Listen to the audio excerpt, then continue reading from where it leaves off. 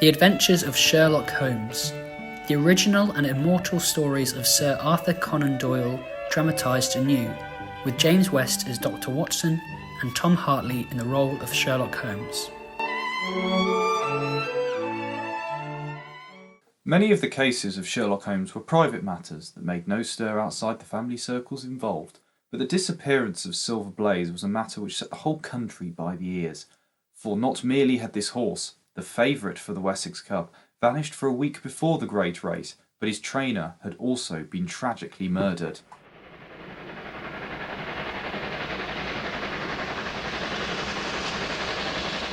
John Straker, the trainer, lived in a small villa about 200 yards from the stables. I see you have some newspapers there, Watson. Let's see what they have to say about the matter. Oh, well, here's the Morning Post. It says, the horses had been exercised and watered as usual, and the stables locked up at 9 o'clock. 2 of the lads walked up to the trainer's house where they had supper in the kitchen, whilst the third, Ned Hunter, remained on guard. A few minutes after 9, the maid, Edith Baxter, carried his supper, a dish of curried mutton, down to the stables. As the path ran over the open moor, she carried a lantern with her. About 30 yards away from the stables, a man appeared out of the darkness and called for her to stop.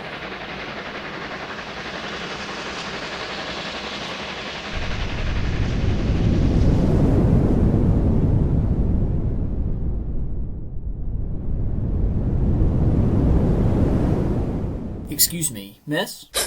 Can you tell me where I am? I'd almost made up my mind to sleep on the moor when I saw your lantern. You're close to King's Pyland training stable, sir. I am. What a stroke of luck. I understand that the stable boy sleeps there alone every night. Perhaps that's his supper you're carrying? Yes, sir, but it'll be getting cold. Yes, but you wouldn't be too proud to earn the price of a new dress now, would you? See, the boy gets this note tonight, and you'll have the prettiest dress that money can buy. Let me pass, sir. I'm not giving notes to anybody. The girl was frightened by his manner, and she ran past him to the stable window hatch, through which she always used to hand the boy his meals. The hatch was already open, and the boy was waiting inside. She'd just begun to tell him what had happened when the stranger came up again.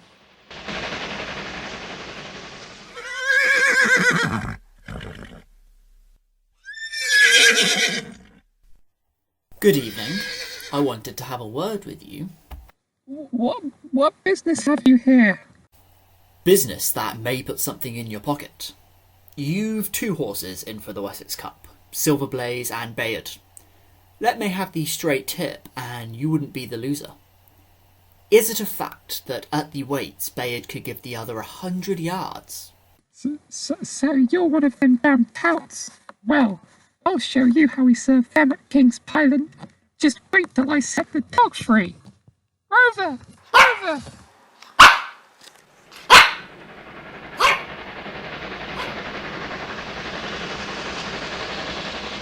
The boy ran to unleash the dog, and the maid hurried towards the house. But, looking back, she saw the stranger leaning in through the stable window. A minute later, when Hunter rushed out with the dog, the stranger was gone. Yes, that's as far as we can get with the Morning Post, I'm afraid. Mrs. Hudson very stupidly used the other half of the paper to light the fire this morning. I'm sorry.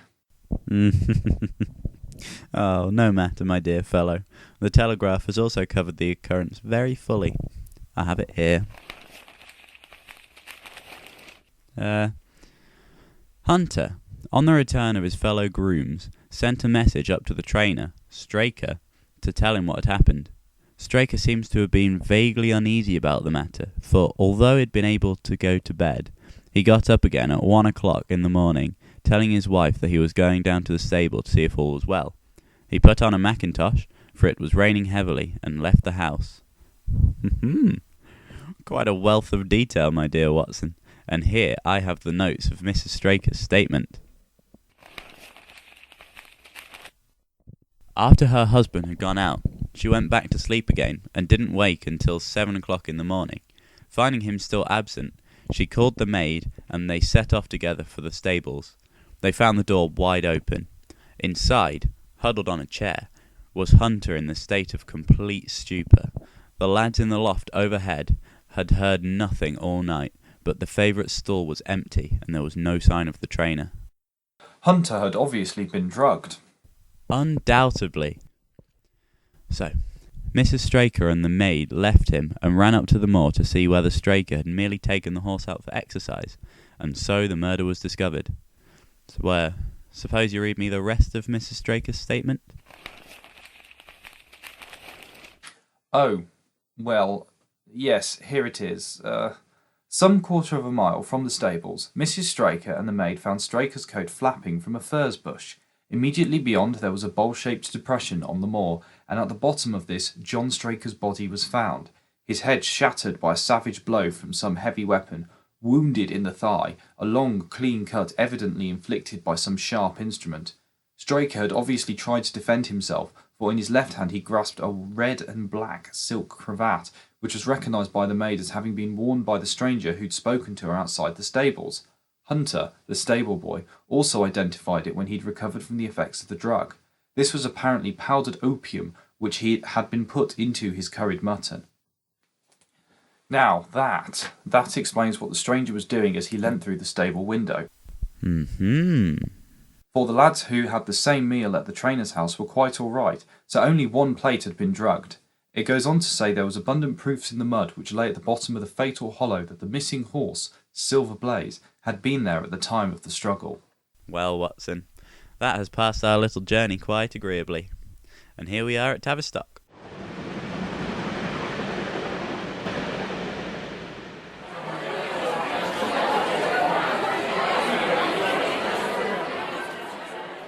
Tavistock lies like the boss of a shield in the middle of the huge circle of Dartmoor. Two women were waiting for us at the station, Mrs. Arabella Ross, the wife of Colonel Ross, Silver Blaze's owner, and Inspector Gale of Scotland Yard.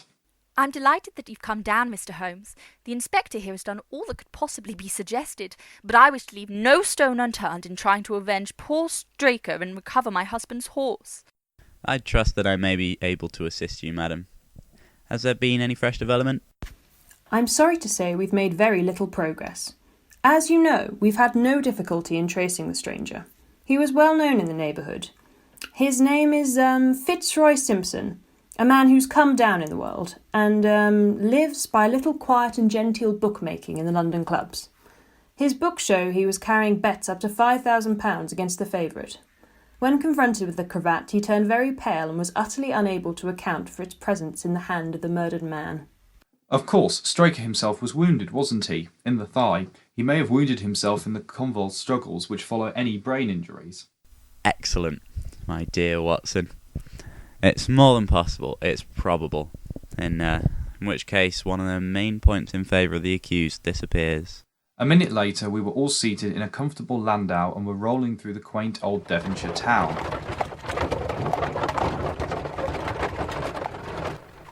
Clever counsel would tear your case to rags. Why should Simpson take the horse out of the stable? If he wished to injure it, he could do it there.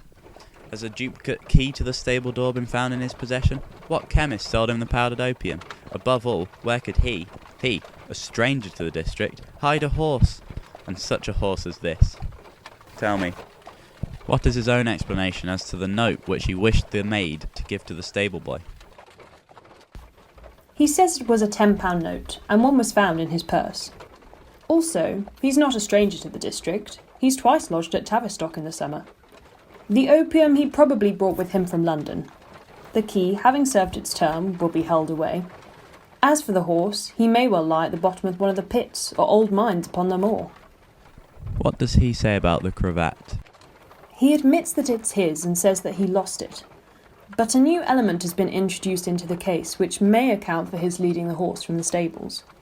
We found traces that show that a party of gypsies encamped on Monday night within a mile of the spot where the murder took place. On Tuesday, they were gone. Simpson may well have been leading the horse to them when he was overtaken. It's certainly possible. The moor is being scoured for them. Meanwhile, I've examined every stable and outhouse in Tavistock, and for a radius of 10 miles. There's another training stable quite close, I believe. Yes, and that's a factor we must certainly not neglect. As Desborough, their horse, were second in the betting, they had an interest in the disappearance of Silver Blaze. Silas Brown, their trainer, is known to have had large bets upon the event, and he was no friend to poor Straker. However, we've examined his stables, and there's nothing to connect him with the affair.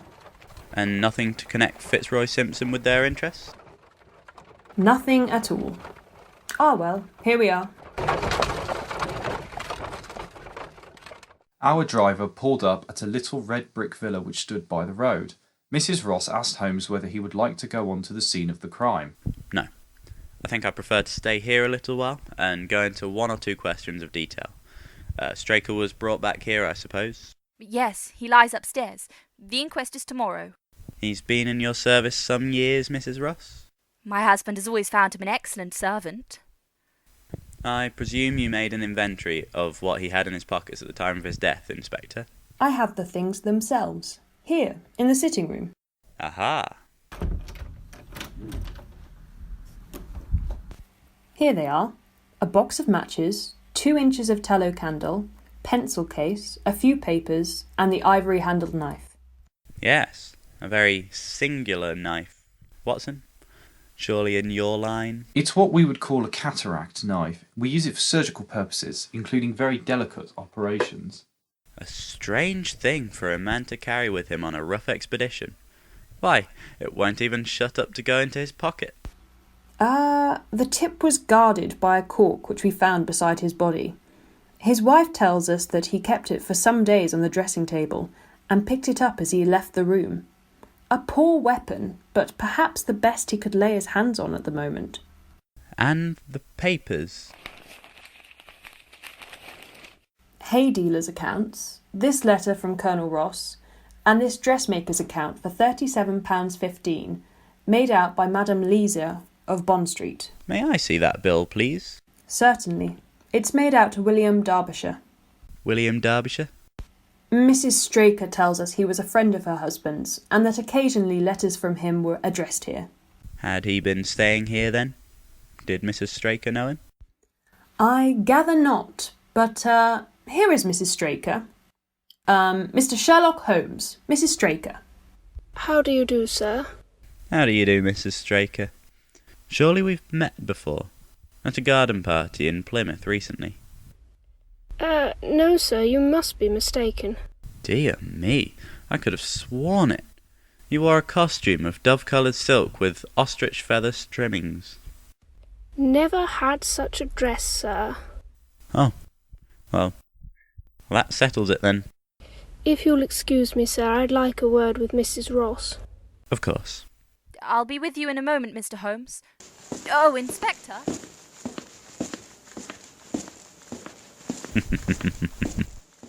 Holmes, I believe you've got your hand on a clue.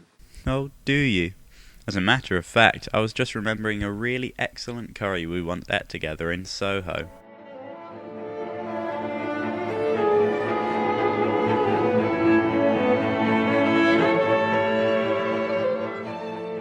Sherlock Holmes next asked to be shown the spot where the murder had been committed. A short walk across the moor brought us to the hollow in which the body had been found. At the brink of it was the furze bush upon which the mackintosh belonging to the murdered man had been thrown. There was no wind that night, I understand. None, but very heavy rain. Well, in that case, that coat was not blown against the furze bushes. It must have been placed there. Yes, it was laid across the bush. Very interesting. In this bag I have one of the boots which Straker wore, one of Fitzroy Simpson's shoes, and a cast horseshoe of Silver Blaze. My dear Inspector, you surpass yourself. Holmes took the bag and, descending into the hollow, he made a careful study of the trampled mud in front of him. Hello, what's this? A spent match, eh? Excellent. I can't think how I came to miss it. It was invisible, buried in the mud. I only found it because I was looking for it. What? You expected to find it? I thought it not unlikely. You'll have searched the ferns across the rim of the hollow for any more tracks, of course? I'm afraid there are none. I've examined the ground very carefully for 100 yards in each direction. Good. Then I'll take a little walk over the moors before it grows dark, and I think I'll put this horseshoe in my pocket. Just for luck. I suppose you know your own methods best, Mr. Holmes. Perhaps you'll come back with me, Inspector. There are several matters on which my husband needs your advice on, especially as to whether we owe it to the public to scratch Silver Blaze from the Wessex Cup. Ooh, certainly not, Mrs. Ross. I should let that name stand. I am very glad to have your opinion, Mr. Holmes. We shall see you later on when you've finished your walk.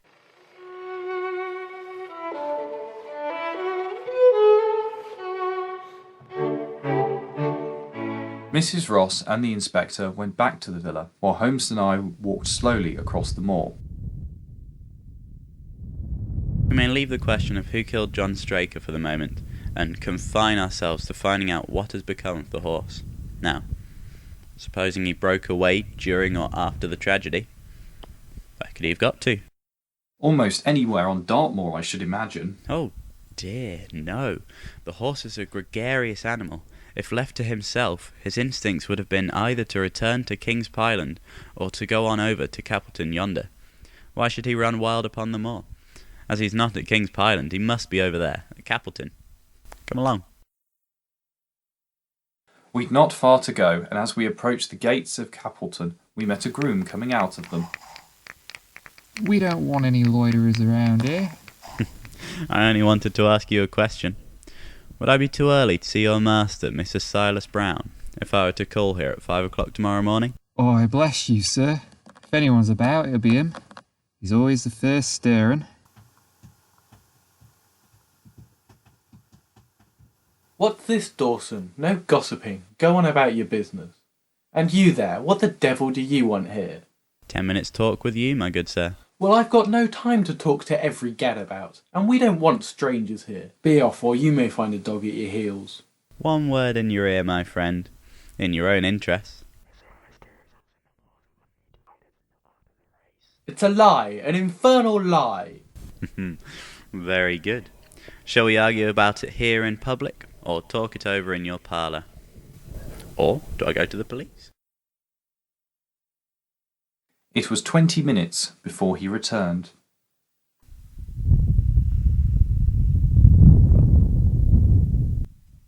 It shall be done, sir, just as you wish it. There must be no mistake. Oh no, there shall be no mistake. It shall be there. Should I change it first or not? No, don't. I'll write to you about that. No tricks now. Oh no, you can trust me. You can trust me. Yes, I think I can. Well, you shall hear from me tomorrow. Good day to you. Good day, sir.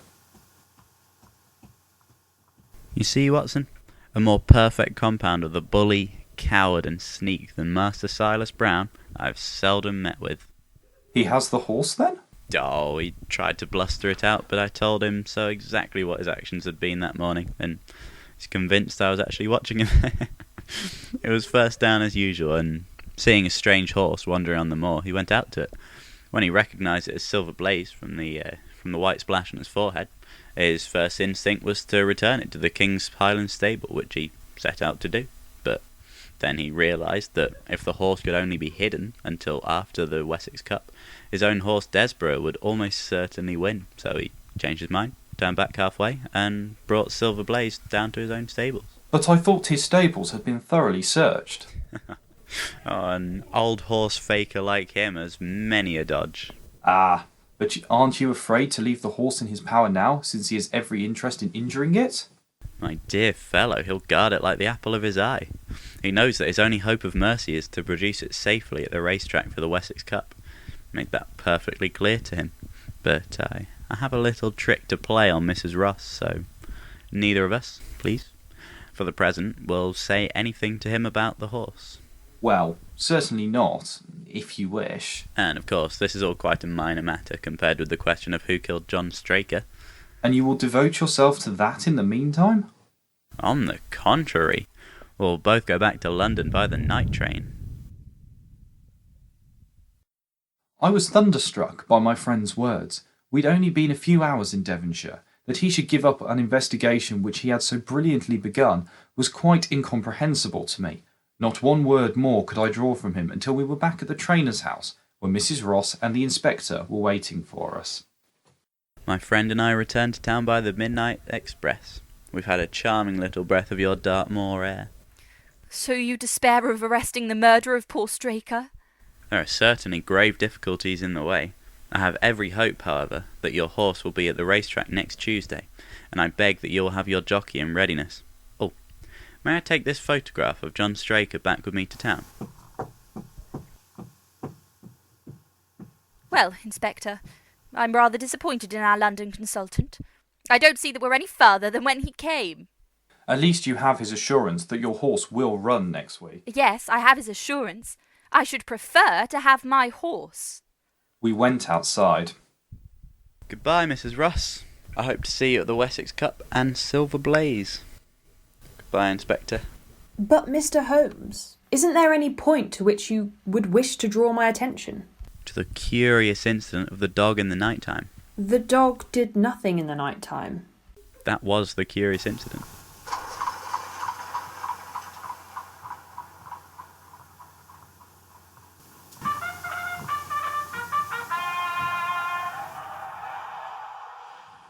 Four days later, Holmes and I saw Silver Blaze win the Wessex Cup by a good 6 lengths. But it was not a Silver Blaze that even its owner could recognise. There was no trace to be seen of that famous white splash on its forehead, or of the mottled-off foreleg. The Silver Blaze that won the Wessex Cup was a powerful bay. It was only in the weighing enclosure after the race that Holmes began to explain, to Mrs. Ross, who was completely bewildered. You've only to wash his face and leg in the spirits of wine, and you'll find that he's just the same old Silver Blaze as ever. Mr. Holmes, you take my breath away. Yes. I found him at the hands of a faker, and I took the liberty of running him just as he was sent over. My dear sir, you've done wonders. I owe you 1,000 apologies. You've done me a very great service by recovering my husband's horse. You would do me a greater still if you could lay your hands on the murderer of John Straker. I have done so. You've done got so? him? But where is he then? Where is the What? scoundrel? He's in our company at the present moment. That is either a very bad joke, Mr. Holmes, or an insult. Either way, I don't like it. I am not referring to you, Mrs. Ross. The real murderer is standing immediately before you. The horse? Yes, the horse. Silver Blaze himself. It may lessen the guilt somewhat if I say that the killing was done entirely in self-defence, and that John Straker was a man who was quite unworthy of your husband's confidence. There goes the bell, and as I stand to win a little on the next race, I shall defer a lengthier explanation till a more fitting time.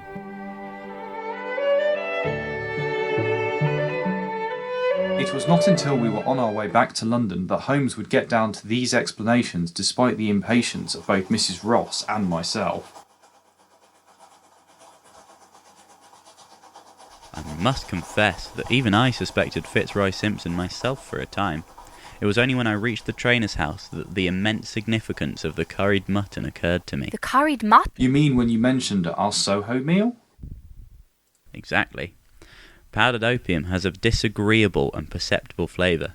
Only something more strongly flavoured, like a curry, could have disguised the taste. Now, Fitzroy Simpson could have never have known that the maid would be serving the stable lad with a curry that night.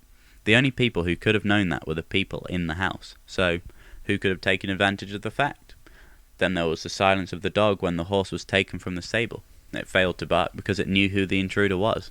I was already quite convinced that the intruder must have been John Straker himself. John Straker himself? But why would he wish to take Silver Blaze out onto the moor in the dead of night and secretly? The answer to that was in John Straker's pocket. The dressmaker's bill? Precisely. Addressed to William Derbyshire.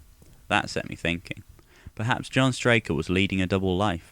After all, his wife confirmed that the expensive costume wasn't for her, and by recognising the photo that I showed her, Madame Lesurier, the dressmaker, later confirmed that John Straker had indeed bought it there, to give to a woman of more expensive taste. In fact, John Straker was leading a double life and was in bad financial straits. John Straker? I can scarcely believe it. The knife gave me the final clue. It was a surgical knife, such as could be used to lame a horse without leaving any visible evidence of foul play. By laming Silver Blaze and betting on Desborough, John Straker would have been able to retrieve his fortune. Oh, the scoundrel! My husband will be devastated. A man we trusted. He led the horse out onto the moor, so that when he cut its tendon, its plunging wouldn't waken the grooms overhead. In order that he could see what he was going to do, he needed a candle. So that the candle should not be seen, he led the horse to the hollow. In lighting the candle, he dropped that spent match in the mud. Unfortunately for him, the light must have scared the horse. Unless it was instinct. Whichever it was, the horse lashed out, and its steel shoe caught Straker full in the forehead. He had already taken off his mackintosh to be freer, and, as he fell, gashed his thigh on his own knife.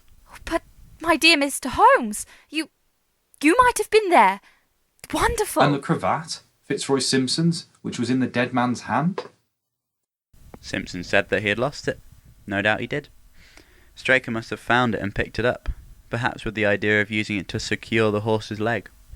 Well, that disposes of everything. Quite simple. Perhaps we could while away the rest of this journey, my dear Watson, with a game of chess.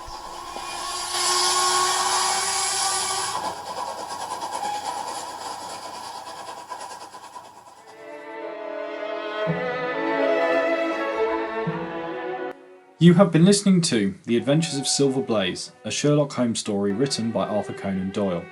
This script has been adapted by James West from an original radio script from genericradio.com.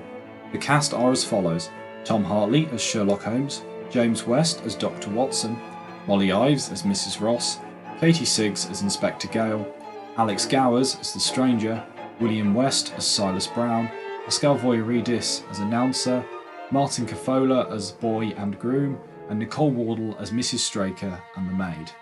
This show was edited together by James West and Tom Hartley, with many thanks to all the actors for making this play possible.